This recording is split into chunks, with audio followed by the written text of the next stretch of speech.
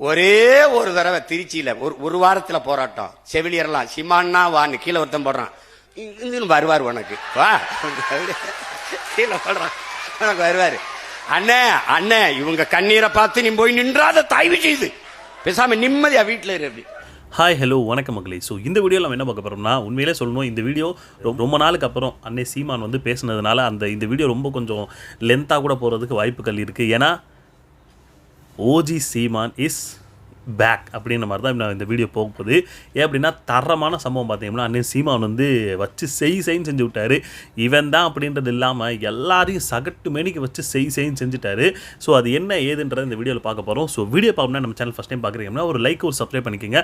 அது மட்டும் கிடையாது, நீங்கள் அந்த கமெண்ட்ஸ் வந்து ஸ்க்ரால் பண்ணிங்கன்னா, அதாவது கமெண்ட்டுன்னு இருக்கும், அதை இந்த பக்கம் லைட்டாக இந்த ஸ்வைப் பண்ணிங்க அப்படின்னா ஹைப்புன்னு ஒரு பட்டன் இருக்கும், அதையும் கிளிக் பண்ணிக்கோங்க. அப்போ தான் நிறைய பேருக்கு நம்ம வீடியோ சஜஷன் ஆகும், நிறைய பேர் போய் பார்ப்பாங்க. ஸோ வீடியோக்குள்ளே போகலாமா? ஸோ ஃபஸ்ட்டு பார்த்திங்க அப்படின்னா, நேத்திக்கு ஒரு ஃபங்க்ஷன் ஒன்று வச்சுருந்தாங்க.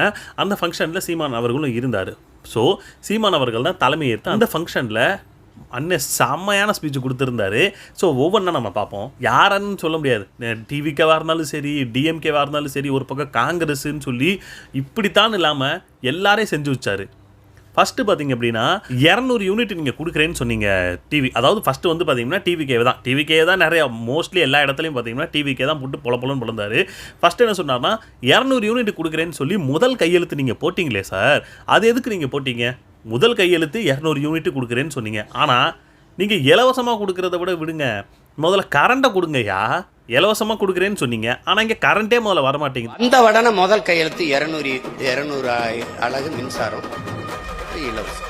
மின்சாரத்துறையில் மட்டும் 2 லட்சம் கோடி கடன் பண்ணி வச்சுருக்காங்க அப்படின்னு சொல்லி மின்சாரத்துறை அமைச்சர் பேசிக்கிட்டு இருக்காராம்.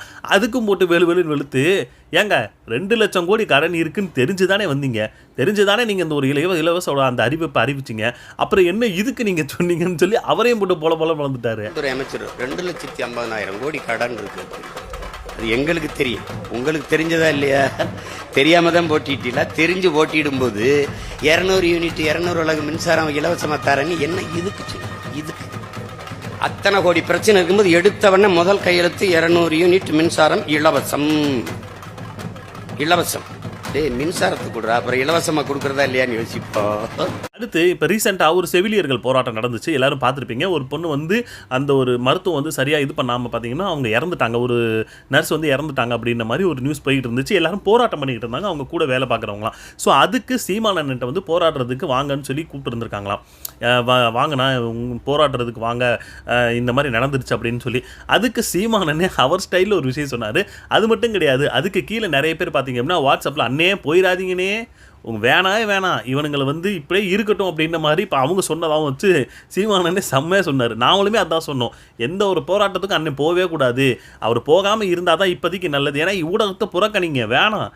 அவங்க ஒரே ஒரு தடவை திருச்சியில ஒரு வாரத்துல போராட்டம். செவிலியர்லாம் சிமான்னா வான்னு கீழே ஒருத்தன் போடுறான். வருவார் உனக்கு வா கீழே போடுறான் வருவாரு. அண்ணே அண்ணே இவங்க கண்ணீரை பார்த்து நீ போய் நின்றாத தயவு செய்து பேசாம நிம்மதியா வீட்டுல இரு. அப்படி அவங்கள யாரையுமே இது பண்ணவே வேணாம், ஒரு பொருட்டா மதிக்க வேணாம், அவங்கள புறக்கணிங்கன்னு தான் நாமளும் சொல்லிட்டு இருந்தோம். ஸோ அதை தான் பார்த்தீங்கன்னா அண்ணனும் சொன்னார். அடுத்த ஒரு விஷயம் சொன்னார் பாருங்க, வெரி சாரி, நான்லாம் வரல, நான் வரவே மாட்டேன் அப்படின்ற மாதிரி ஒரு விஷயம் சொன்னார். நாங்களும் அதை தான் சொல்கிறோம், அதை அண்ணே நீங்கள் போகாதீங்க என்ன அப்படின்ற மாதிரி தான் சொல்கிறோம். ஐ எம் வெரி சாரி, நான் வரலை, நான் கோவிச்சுக்கிட்டேன். அடுத்த ஒரு விஷயம் சொன்னார், அதாவது இவர் என்னடா சும்மா ஆடு மாடு மேய்க்க சொல்லிக்கிட்டு இருக்காரு அப்படின்ற மாதிரி ஒரு விஷயம் சொன்னாங்க. அதுக்கு அன்னை ஏன் அப்படி சொன்னாருன்றதையுமே சொல்லியிருந்தார். ஏன் அப்படின்னா சைனாவில் இந்த மாதிரி ஒரு விஷயம் நடந்துச்சுங்க. சைனாவில் பார்த்தீங்க அப்படின்னா ஆடு மாடு மேய்க்கிறவங்களுக்கு இப்படி ஆடு மாடு மேய்க்கிறதுக்கு 1 லட்ச ரூபா சம்பளம் அப்படின்னு சொல்லி சொன்னதுக்கு அவ்வளோ பேர் போய் அந்த இதில் போய் சேராங்க. படித்தவன் சரி படிக்காமல் சரி எல்லாரும் பார்த்திங்க அப்படின்னா 1 லட்ச ரூபா சம்பளையா போய் ஆடு மாடு மேய்க்கணுன்னா கூட மேய்ப்போம் அப்படின்னு சொல்லி போய் அவ்வளோ பேர் சேர்ந்தாங்கன்னு சொல்லி தந்தி டிவியில் போட்டதாக சொன்னார். அப்போது சைனாக்காரன் சொன்னால் உங்களுக்கு இனிக்குது, இந்த சீமான் சொன்னால் கசக்குதுன்னு சொல்லி தந்தி டிவிக்காரனையும் போட்டு வளர்ந்துட்டாரு. தந்தி டிவிக்காரனுக்குலாம் வேணும். நாங்கடா உங்க பிரச்சனை பாடா. அவர் அதை சொல்றாரு, அவர் வந்து ஆகாத சொல்றாரு. கப்பர் டே சீனால ஒரு முதலாளி என்கிட்ட 3000 ஆடு இருக்கு, மேய்க்க வரவனுக்கு 1 லட்சம் சம்பளம்ட்டான். பலாயிரக்கணக்கான பேர் போய் நிக்கிறான், படிச்சவன் போறான். இல்ல தந்தி டிவின்னு ஒண்ணு இருக்குல்ல, முந்திக்கிட்டு செய்தி சொல்ற ஒரு டிவி, உண்மையும் நேர்மையும் தவிர எதையும் சொல்லாதது. அப்படி ஒரு தொலைக்காட்சி அது. அந்த தொலைக்காட்சி தேநீர் நேரம் டீ டைம் அப்படின்னு வச்சிருக்கு. அதுல பேசுது, சீனாவிலே ஆடு மேய்க்கவருக்கு 1 லட்சம். சீனா சொன்னா ரசிக்கு, அதே சீமான் சொன்னா சிரிக்கு. இவங்களுக்கு நோய்டா, இவங்களுக்கு நோய். அடுத்து காங்கிரஸை இப்படித்தான் பேசுவேன் அப்படின்ற லெவலுக்கு பேசுன்னு பேசி விட்டாரு.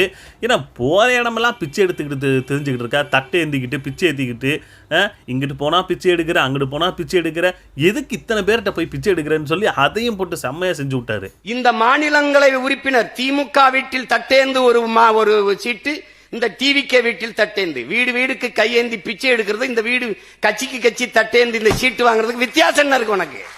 அடுத்த ஒரு விஷயம் சொன்னார், சோத்தில் உப்பு போட்டு தானே திங்கிறீங்க, உங்களுக்கு கொஞ்சம் கூட வெக்கமான சூடு சோறனை எதுவுமே கிடையாதா, ஏன்டா இப்படி அலைகிறீங்க அப்படின்ற மாதிரி ஒரு விஷயம் சொன்னார். அடுத்து டிஎம்கேவை தான் இந்த விஷயத்த சொன்னார். என்ன அப்படின்னா, இப்போ தான் டிஎம்கே, அதாவது இப்போ தான் திமுக காரங்களுக்கு அறிவே வருது. இப்போ தான் தெரியும் திமுகவுக்கு. அப்பவே ஒருத்தன் சொன்னானையா, கேட்கலையே. இப்போ போறவர்கள் பதவிக்காக போவார்கள், வேற எதுக்கு மக்கள் உதவிக்காக போவார்கள். இப்போ தான் அவனுங்களுக்கு புரியும். ஏன்னா இவனுங்க ஆரம்பத்திலே பார்த்திங்க அப்படின்னா வரும்போது துண்டா காணும் துணியை காணும்னு அடித்து விரட்டி இருந்தா இவன் இப்படி பண்ணுவானான்னு சொல்லி காங்கிரஸை போட்டு, இப்படி திமுக அப்படி பண்ணியிருந்தாங்கன்னா காங்கிரஸ் இப்போ ஓடுவானா அப்படின்ற மாதிரி ஒரு விஷயத்த சொன்னார். நாமளும் அதான் சொன்னோம். ஏற்கனவே உங்களுடைய பதவிக்காக பார்த்திங்க அப்படின்னா திமுகவோட ஒட்டிக்கிட்டு இருந்து திமுகவோட இருந்து ஜெயிச்சிங்க. ஜெயிச்ச 1-2 நாள்லேயே பார்த்திங்க அப்படின்னா தாவேக்காக்கு தாவிட்டீங்க. அப்போ இதை விட வேற என்னையா வேணும் அப்படின்ற மாதிரி தான் சீமான் சொல்லிட்டு இருந்தார். என் வீட்டு சோத்தை தின்னுட்டு உடம்ப வளர்த்துக்கிட்டு என்னை எதிர்த்து பேசுறதெல்லாம் எவ்வளவு அநாகரியம். நீ திமுக காரன் ஓட்டுல வென்றுட்டு வாக்கக முகவர் போட வக்கு இருக்கா உனக்கு? ஒரு தொகுதியில தனியா நின்று எந்த இடத்துல கட்டுத்தொகை வாங்குவியா? இதை விட ஒரு துரோகம் வேற ஏதாவது இருக்க முடியுமா?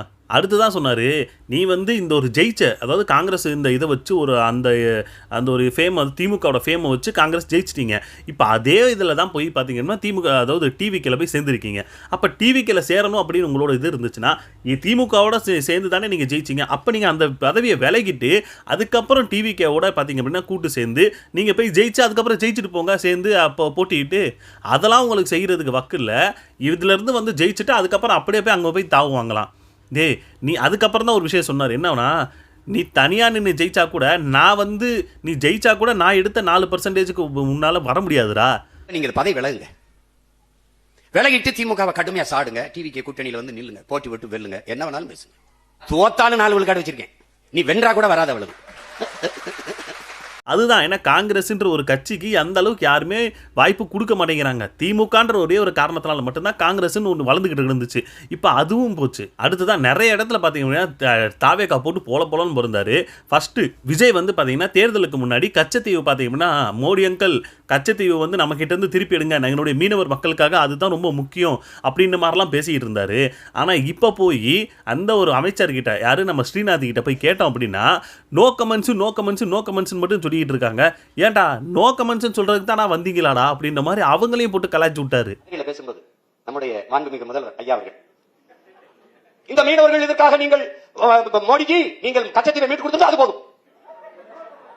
இப்ப மீன்வளத்துறை அமைச்சர் சார், இந்த கச்சத்தீவை மீட்கிறது அதிகாரி 3 தடவை நோ கமெண்ட்ஸ் அமைச்சர், அது இப்ப நம்ம பேச தேவையில்லை, நோ கமெண்ட்ஸ்.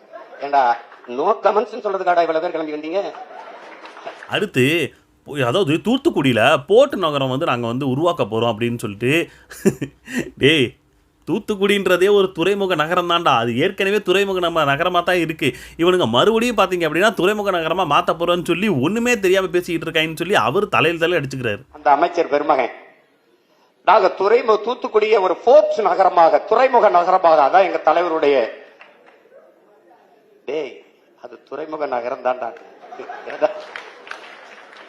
அடுத்து கிண்ண சாதனை கொடுக்கலாம். எப்படி கிண்ண சாதனை கொடுக்கலாம்? தாவேக்காக்கு 436 திட்டத்தை வெறும் எப்படி 1.25 மணி நேரம் 75 நிமிஷத்தில் நீ படித்த ஒரு அரசாங்கத்தை நான் எங்கேயுமே பார்த்ததில்லடா.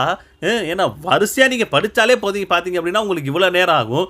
நீங்கள் என்னன்னா 436 திட்டத்தை 1.25 மணி நேரத்தில் முடிச்சிருக்கீங்கன்னா கிண்ண சாதனை தான்டா கொடுக்கணுன்ற லெவலுக்கு பேசிக்கிட்டு இருக்காரு. 436 திட்டங்களை சரி 1.25 மணி நேரம் வச்சுக்கிறோம். 1.25 மணி நேரத்துல 436 திட்டங்கள்னா ஒரு திட்டத்துக்கு 3 நொடி செலவழிச்சு 6 நொடியில ஒவ்வொரு திட்டம். 36 திட்டங்களையும் நம்முடைய மாண்புமிகு அமைச்சர் ஐயா நிர்மல்குமார் அவர்கள் படிச்சுட்டாங்கன்னா இவ்வளவு திட்டங்களை பேசியிருக்கீங்களா. அடுத்து அதிமுக எல்லாரையும் அடிக்கிறோம். அப்போ அதிமுக அடிக்காம எப்படி?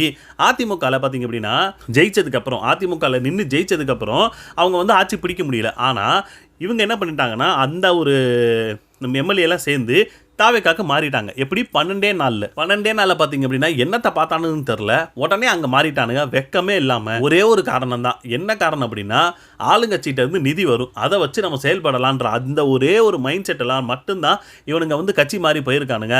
அது வரைக்கும் நீங்கள் வந்து அதிமுக நல்ல கட்சியாக தான் இருந்துச்சு. ஜெயிச்சதுக்கு அப்புறம் பார்த்தீங்க அப்படின்னா தாவேக்கா வந்து நல்ல கட்சி ஆயிடுச்சுன்னு சொல்லி அவங்களும் போட்டு ஒரு பக்கம். இவன் எதுக்காக 12 நாள்ல பதவி வழங்கினா ரெட்டலையில் வென்றவன் வெக்கம் இல்லாம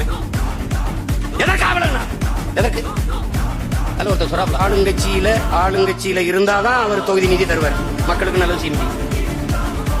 அடுத்த ஒரு விஷயம் சொன்னாரு. பொலிவியாவில் பார்த்தீங்க அப்படின்னா சூயஸ் அப்படின்ற மாதிரி ஒரு தண்ணியோட அந்த ஒரு நிறுவனம் வந்து பயங்கரமான ஒரு பிரச்சனை நடந்துச்சு. என்ன அப்படின்னா தண்ணிக்கெல்லாம் காசு போட்டுக்கிட்டு இருந்தானுங்க. குறிப்பாக மலையிலேருந்து வரக்கூடிய தண்ணியை கூட நம்மளால் சேர்க்கக்கூடாது. உங்கள் வீட்டில் ஒரு கிணறு வச்சுருந்தா கூட அது அரசாங்கம் தான் சொந்தம், அதில் அரசாங்கன்றதை விட அந்த கம்பெனிக்கு தான் சொந்தம். அந்த மாதிரி எந்த ஒரு தண்ணி சம்மந்தப்பட்ட எந்த ஒரு பொருட்களுமே நீங்கள் வந்து சேகரித்து வச்சுக்கக்கூடாது. நாங்கள் என்ன நினச்சி உங்களுக்கு கொடுக்குறோமோ அந்த தண்ணி மட்டும் தான் உங்களுக்கு.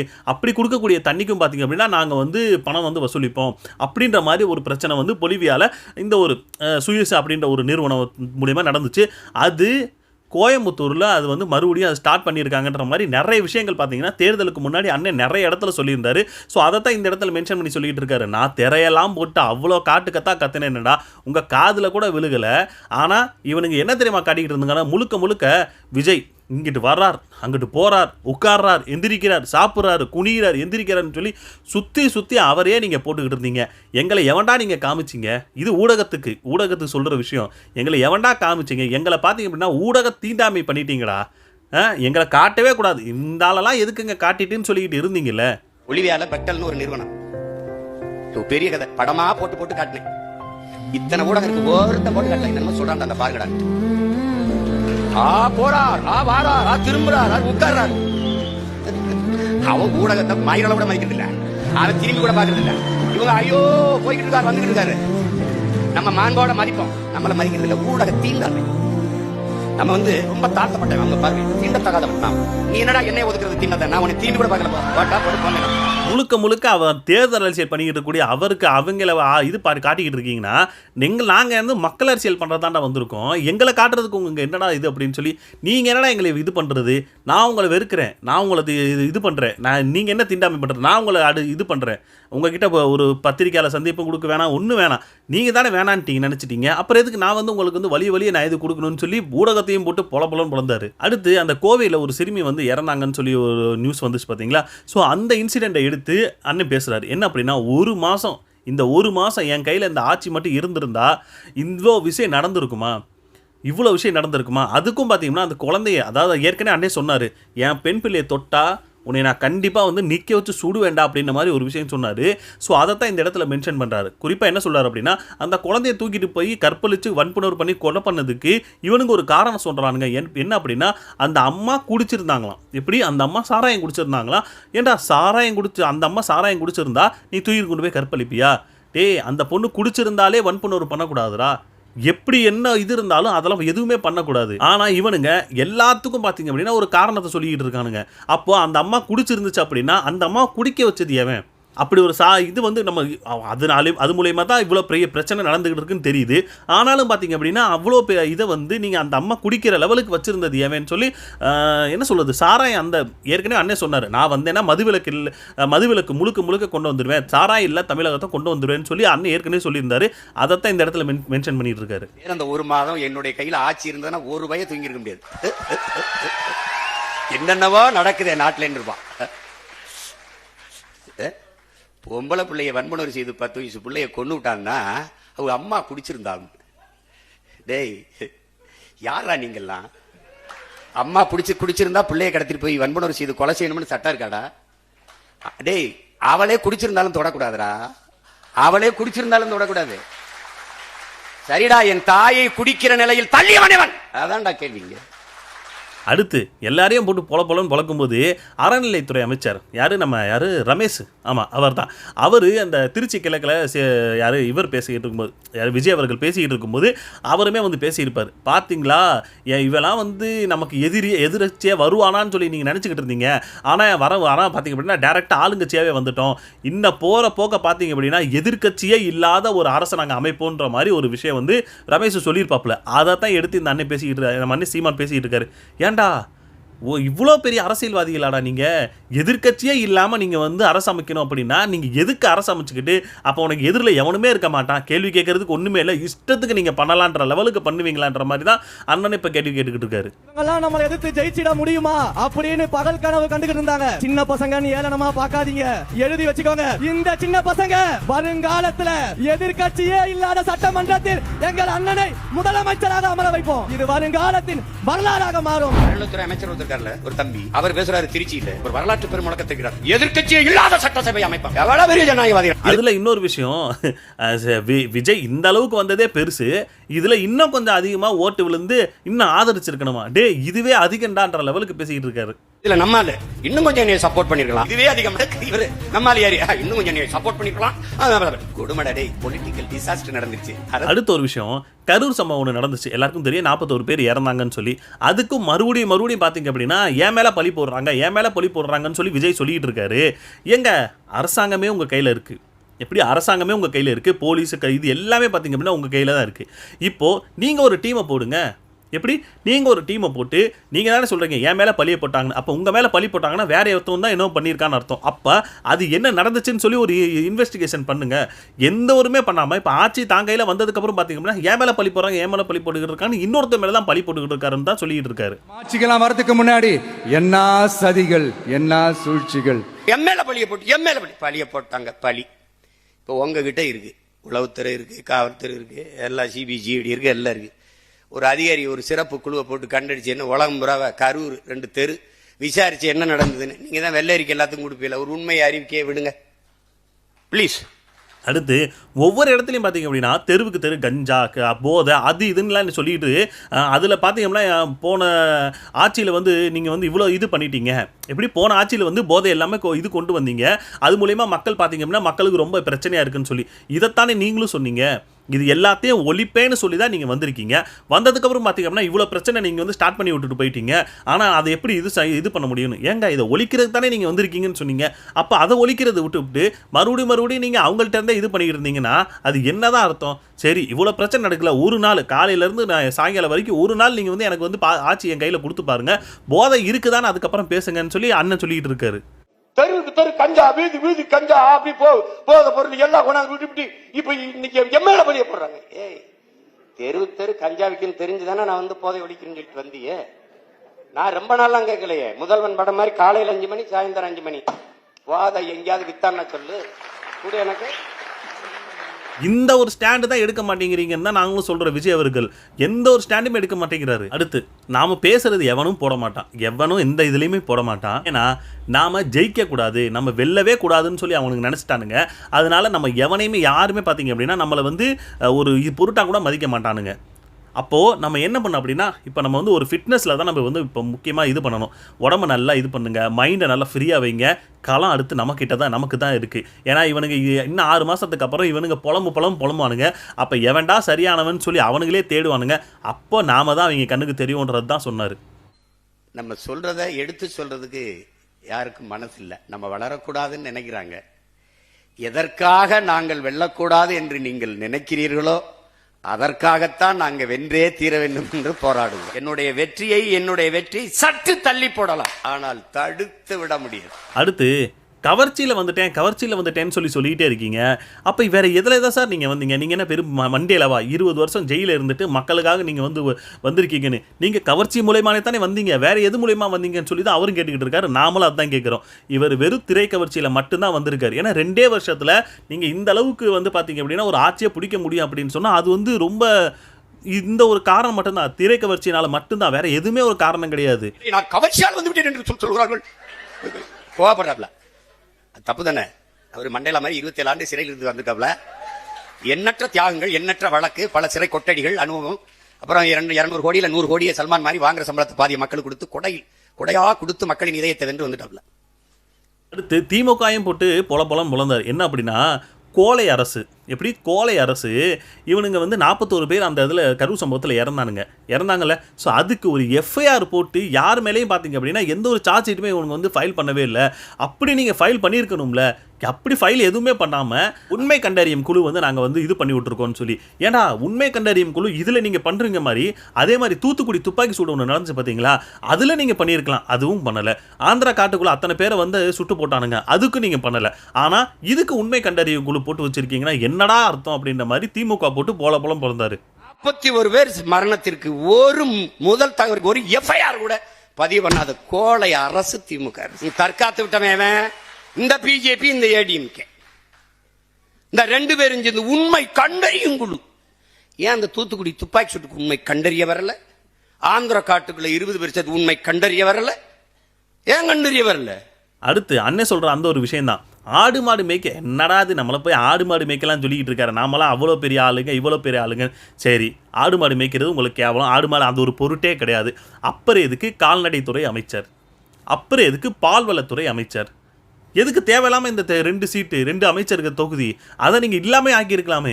ஏன்னா உங்களுக்கு தான் பால், அந்த ஆடு மாடு மேய்க்கிறது அசிங்கம், அந்த பால் இது பண்ணுறது ரொம்ப இது எல்லாமே உங்களுக்கு கேவலம். ஆனால் அதில் ஒரு அமைச்சர் மட்டும் எதுக்கு தனியாக? ஆடு மாடு மேய்க்க தொலைக்கு. டேய், நீங்கள்லாம் அறிவு இருக்கிறவங்களாடா? வேளாண் துறைக்கு ஒரு அமைச்சர் போட்டுக்க, என்ன புடுங்கிறதுக்கடா போட்ட? எதுக்கடா போட்ட? அவன் அரசு அமைச்சர், அவருக்கு ஒரு கான்வாய், அவருக்கு ஒரு வீடு, அவருக்கு ஒரு பெரிய இது. அவர் அரசு அமைச்சர். கால்நடைத்துறைக்கு ஒரு அரசு அமைச்சர், பால்வளத்துறைக்கு ஒரு அமைச்சர் வச்சார். இவன் 3 பேருடைய வேலை என்னடா சொல்லு?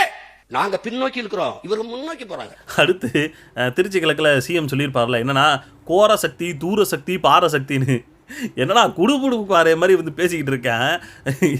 அதில் வேற மறந்துட்டேன் வேற. அப்போ பேப்பர் எடுத்து தூர்ந்து போன சக்தின்னு பேசிக்கிட்டு இருக்கேன். ஏன் என்ன குடுகுடுப்புக்காரங்க பேசிக்கிட்டு இருக்கேன்? சிஎம் மாதிரி பேசவே இல்லையன்ற மாதிரி தான் சொல்றாரு. கோர சக்தி, தூர சக்தி, பார சக்தி, ஏற சக்தி, ஓர சக்தி. எங்க ஊர்ல வருவாங்க குடுகுடுப்புக்கு, நல்ல காலம் பிறகு நல்ல காலம் பிறகு அடிச்சுக்கிட்டு திராப்புல. ஏதோ ஒன்று அதுல கடைசி இதை மறந்துட்டாப்புல. தூந்து போன சக்தி கண்டுபிடிச்சிட்டாப்புல. அடுத்து மக்கள் விரோத ஆட்சி. இது திமுக வந்து விஜய் சொன்னார், மக்கள் விரோத ஆட்சின்னு. டேய், 2 தொகுதியில் நிற்கிறது தாண்டா மக்கள் விரோத ஆட்சின்னு தான் சொல்லிட்டு இருக்காரு. ஏன்னா அதை விட ஒரு துரோகம் வேற இருக்க முடியாது. 2 தொகுதியில் நீ வந்து நிற்கிற, 2 தொகுதியில் நின்றது மட்டும் கிடையாது, அதில் ஒரு தொகுதியில் நீ வந்து 2 தொகுதியில் ஜெயிச்சிட்ட அப்படின்னா ஒரு தொகுதியில் நீங்கள் வந்து இது என்ன ரிசைன் பண்ணணும். அப்போ ரிசைன் பண்ணுறீங்க அப்படின்னா அந்த மக்களுக்கும் பிரச்சனை. ஏன்னா மக்கள் வந்து பார்த்தீங்க அப்படின்னா அவங்க எல்லா வேலையும் விட்டுட்டு வந்து ஓட்டு போட்டிருக்காப்புல. அப்புறம் மறுபடியும் இடைத்தேர்தல் வைக்கணும்னா 15 நாள் அதுக்காக வேலை செய்யணும், அதுக்காக ஆள் போடணும். அது மட்டும் இல்லை, அதுக்கு ஏற்படுற செலவையும் பார்த்தீங்க அப்படின்னா ஒரு 20 கோடி மினிமம், அவர் சொல்ல 20 கோடி மினிமம் செலவாகும். அதை யார் ஏத்துக்கிறது? இவளை எல்லாத்தையும் பண்ணிட்டு மக்கள் விரோதம்னு நீ தான் பண்ணிட்டு இருக்க. மத்தவங்களை வந்து நீ மக்கள் விரோதம் சொல்லிட்டு இருக்க. முதல் மக்கள் விரோதமே இதுதான் அப்படின்ற மாதிரி சொல்லிட்டு இருக்காரு. மக்கள் விரோத ஆட்சியை மக்கள் விரோதம். எது மக்கள் விரோதம்? ஒருத்தர் 2 தொகுதியில் நிக்கிறதாண்டா முதல் மக்கள் விரோதம். இன்னொரு ஜனநாயகத்தில் இன்னொரு கணக்கான வாய்ப்பு பறிக்கப்படுகிறது, முதல் விரோதம். 2வது, நீங்க 2 தொகுதியில் வென்று ஒரு தொகுதியை பதவி விலகிற போது வலுக்கட்டாயம் அங்கு ஒரு இடைத்தேர்தல் திணிக்கப்படுகிறது. அந்த தேர்தலுக்கு குறைஞ்சது 10 நாள் 15 நாள் விடுமுறை விடணும். அங்க இருக்கிற அதிகாரிகள் வேலை செய்யணும், அங்க இருக்கிற பள்ளி கல்லூரி விடுமுறை விடணும், எல்லா அதிகாரிகளும் வேலை செய்யணும். அதுக்கு குறைஞ்சது 20 கோடி செலவு பண்ணணும். அடுத்து தேர்தலுக்கு முன்னாடிலாம் பார்த்தீங்க அப்படின்னா, அதாவது தேர்தலில் ஜெயிச்சிட்டாங்கன்னு வச்சுக்கோங்களேன், யார் விஜய் அவர்கள் வந்து ஸ்டாலினை பார்த்து சொல்கிறாராம், நீங்கள் வந்து தேர்தலில் ஜெயிச்சதுக்கப்புறம் மோடி காலில் போய் விழுந்து கிடக்கிறாங்க, உடனே போய் மோடி காலில் விழுந்துருவாங்கன்னு சொல்லி. ஆனால் இவர் ஜெயிச்சதுக்கப்புறம் 2 வாரத்தில் இவர் தானே போய் மோடி காலில் விழுந்தாரு. அப்போ இது மட்டும் எப்படி அப்படின்ற மாதிரி தான் கேட்குறாரு. தேர்தல் முடியும் முதல் நாள் ஓட்டு போடுறதுக்கு முதல் நாள் பேசுறாப்ல, தேர்தலுக்கு பிறகு ஸ்டாலின் அவர்கள் போய் மோடி அமித் ஷா காலிலே விழுவார் அப்படின்னு. 2 வாரத்துல இவர் போய் விழுகிறாப்ல. போராடி தடுத்து வச்சிருந்த அத்தனைக்கும் எழுத்து போட்டாப்ல. ஜல்ஜீவன் ஒரு குடிநீர் திட்டம், ஒரு நாட்டு குடிமக்களுக்கு வாக்கு செலுத்தின குடிமக்களுக்கு தண்ணி கூட கொடுக்க துப்பு இல்ல. அடுத்து பாட்டிலுக்கு 10 ரூபா, இதை சொல்லாமல் இருந்தால் முடியாதுல்ல. பாட்டிலுக்கு 10 ரூபா பார்த்தீங்க அப்படின்னா, ஏற்கனவே அந்த கரூர் சம்பவத்தில் பாட்டிலுக்கு 10 ரூபா வாங்கிட்டு இருக்காங்கன்னு சொல்லி ரொம்ப பெரிய இஷ்யூ ஆனிச்சு. ஆனால் இப்போ உங்கள் ஆட்சிலையும் தானே ராசா பாட்டிலுக்கு 10 ரூபா வாங்கிட்டு இருக்காங்க. இதை அந்த அமைச்சர்கிட்ட கேட்டாங்கன்னா அதை வந்து நிப்பாட்டுறது ரொம்ப கஷ்டம், அதெல்லாம் நிப்பாட்ட முடியாது. யோ, அப்போ உன்னாலே நிப்பாட்ட முடியலனா ஏற்கனவே இருந்தால் அவன் மட்டும் எப்படி நிப்பாட்டி இருந்திருப்பானுங்க? அப்போ அது வந்து முயற்சி, அது வந்து ரொம்ப கஷ்டம்னு சொல்லி நீங்கள் உங்களுக்கே தெரியுது. அப்போ அதை எடுத்து நீங்கள் பேசிக்கிட்டு இருந்தீங்கன்னு சொல்லி தான் அதையும் போட்டு பொழந்தாரு. பாட்டிலுக்கு 10 ரூபா, பாட்டிலுக்கு 10 ரூபா, பாட்டிலுக்கு 10 ரூபாயின்ட்டு பாட்டிலுக்கு 10 ரூபா அதிகாரத்துக்கு வந்தோன்னா பாட்டுக்கு 10 ரூபா அப்படிலாம் கிடையாது. அதெல்லாம் நிறுத்த முடியாதுங்க. ஒரே நாள் சினிமா மாதிரிலாம் முடியாது. யார் அமைச்சர்? கடைசியாக ஒன்று சொன்னார், இவனுங்க நம்மளை பற்றி பேச மாட்டானுங்க, நாம தான் நம்மளை பற்றி இது பண்ணணும், நம்மளை அல்லு சில்லுன்னு சொல்லுவானுங்க, மற்றும் பிள்ளைன்னு சொல்லுவானுங்க, எல்லாமே சொல்லுவானுங்க. ஆனால் நம்ம தைரியத்தை மட்டும் முதல்ல முக்கியமாக ஒன்று வச்சுக்கிட்டு இருக்கணும். ஏன்னா இவனுங்க நம்மளை காட்ட மாட்டானுங்க, அது வேற விஷயம். நாம தான் நம்மளை பற்றி பேசிக்கிட்டே இருக்கணும், சொல்லிக்கிட்டே இருக்கணும் அப்படின்ற மாதிரி நிறைய விஷயங்கள் சொன்னார். இது நம்ம பேச மாட்டோம், நம்மளை பற்றி எல்லாரும் பேசுவான். நீங்க கவலையே விடாம இருங்க. தம்பி, எத்தனை நாளைக்கு தம்பி நெருப்பை குப்பையை போட்டு மூட முடியும்? நீ என்னை மற்றும் பலர்னு அல்லக்கைன்னு அல்லல் சில்லுன்னு சொல்லு, போட்டியிலே இல்லைன்னு சொல்லு, அவரெல்லாம் ஒரு ஆளான்னு சொல்லு, நீ சொல்லிக்கிட்டே இது. இதுக்கும் மேலே பார்த்தீங்கன்னா நிறைய விஷயங்கள் பேசினாரு. பட் வீடியோ பயங்கரமான லென்த்தாக போயிடும். ஏன்னா அண்ணனோட ஃபுல் ஸ்பீச்சுமே நான் கேட்டேன், பயங்கரமான மாஸ் ஸ்பீச்சாக தான் இருந்துச்சு. ஆனால் இன்னொரு இடத்துல பார்த்தீங்க அப்படின்னா அண்ணன் சீமான் வந்து என்ன சொல்கிறது, கண் கலங்கினதை பார்த்தேன். அது பார்க்கும்போது ரொம்ப கஷ்டமாக இருந்துச்சு. எத்தனை பேர் பார்த்தீங்கன்னு தெரில.